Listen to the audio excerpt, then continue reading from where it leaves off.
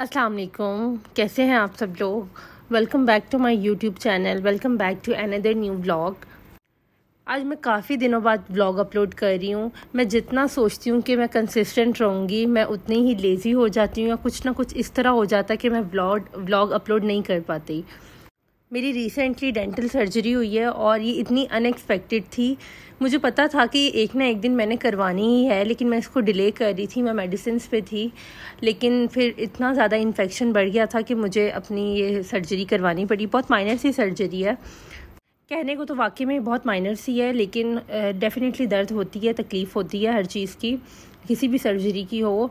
और जो दांत का दर्द होता है, मैं हर तरह की तकलीफ़ बर्दाश्त कर लेती हूँ, लेकिन दांत का दर्द is just unbearable for me. मेरे से ये वाली दर्द बर्दाश्त होती नहीं है और मैं यही दुआ करती रहती हूँ कि बस मुझे ये वाली तकलीफ़ ना हो। खैर, अब हो गई है और जो होता है अल्लाह पाक की तरफ से होता है।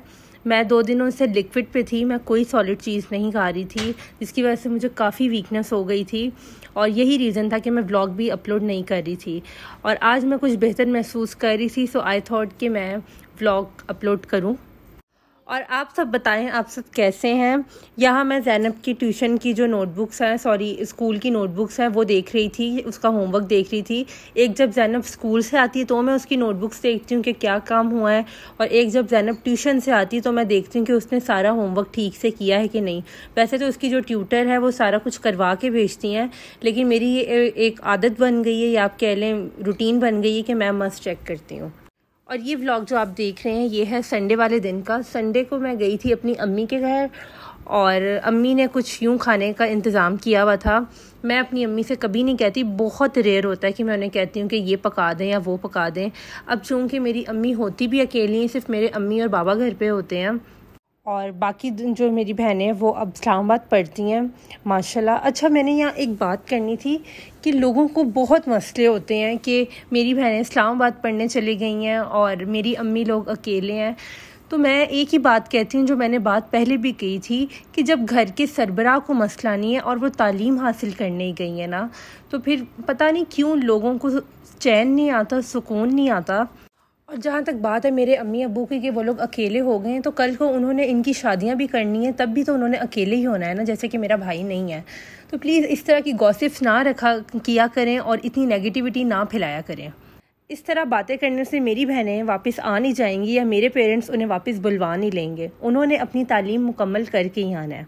तो प्लीज़ स्टे पॉजिटिव।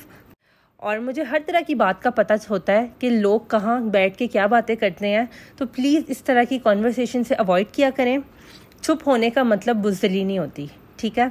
इसके बाद मैं अपनी अम्मी के साथ गई थी बाज़ार और मैं यहाँ आई थी एक ज्वेलरी शॉप पे जिसका नाम है चाइना जरी हाउस। यहाँ बहुत अच्छी ज्वेलरी होती है। मेरी फैमिली में एक शादी आने वाली है मेरे कज़न की, तो उसके लिए मुझे कुछ तैयारी करनी थी। तो सबसे पहले मैंने अपने ड्रेस के लिए कुछ लेस लेनी थी। मुझे कपड़ों पे लेस लगवाना बहुत अच्छा लगता है। मैं अभी आपको अपने ड्रेस नहीं दिखाऊंगी, इंशाल्लाह जब स्टिच होकर आ जाएंगे तो फिर दिखाऊंगी।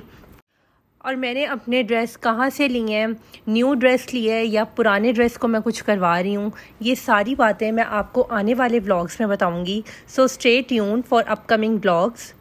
तो मेरे व्लॉग्स बहुत ज़्यादा एक्साइटिंग होने वाले हैं, तो ज़रूर देखिएगा and I am really sure कि आप लोगों को ज़रूर पसंद आएंगे। खैर, यहाँ पे मैं बस अपनी लेस मैच कर रही थी और फाइनली मुझे एक लेस पसंद आ गई थी, so I went for this one.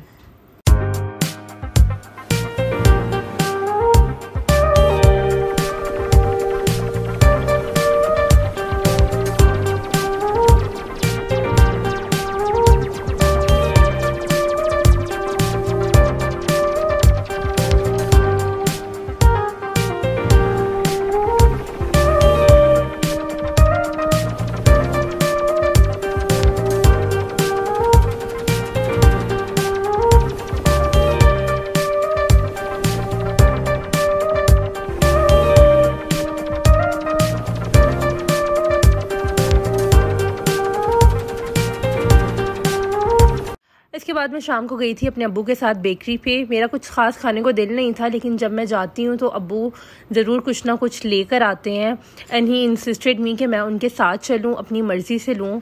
तो मैं यहाँ आई थी Rahman bakery, one of the finest bakery in Gujarat, I must say. इतना फ्रेश होता है इनका सामान और मेरे साथ आए थे मोहम्मद इज़हान। ये अभी सो कर उठा था और इसे जैसे ही पता चला कि हम बाहर जा रहे हैं, इसने मुझे देखा दुपट्टा लिए हुए, तो ये साथ ही उठ खड़ा हुआ कि मैंने भी साथ जाना है। और अब्बू का तो वैसे ही बहुत लाडला बच्चा है, तो अब्बू ने कहा इसे भी हम साथ लेके चलते हैं। बस फिर कुछ बेकरी का सामान लिया था चाय के साथ, कुछ सैंडविचेस वगैरह और बिस्किट्स और टाइयाँ इनकी बहुत अच्छी होती हैं। आप लोग भी एक दफ़ा ज़रूर ट्राई कीजिएगा, बहुत फ्रेश सामान होता है। फिर बस शाम से रात हो गई थी और अम्मी के घर आते हैं तो टाइम का कोई पता ही नहीं चलता। यहाँ मैं बस अपने घर जाने लगी थी और जाने से पहले मैं अम्मी अब्बू के साथ बैठ के एक कप चाय पीना चाहती थी, तो मैं उनके लिए और अपने लिए चाय बना रही थी। मैं एक दिन के लिए भी आऊँ तो मेरा दिल जाते हुए बहुत छोटा होता है, और ये 7 साल होने को आ रहे हैं, इस तरह होता है। खैर, एंडिंग माय व्लॉग हेयर। मेरे अम्मी अब्बू के लिए दुआ कीजिएगा, अल्लाह ताला हम सब के वालिदैन को लंबी और सेहत भरी ज़िंदगी अता करे, आमीन सुम्मा आमीन। मिलते हैं इंशाल्लाह नेक्स्ट व्लॉग में। अल्लाह हाफिज़।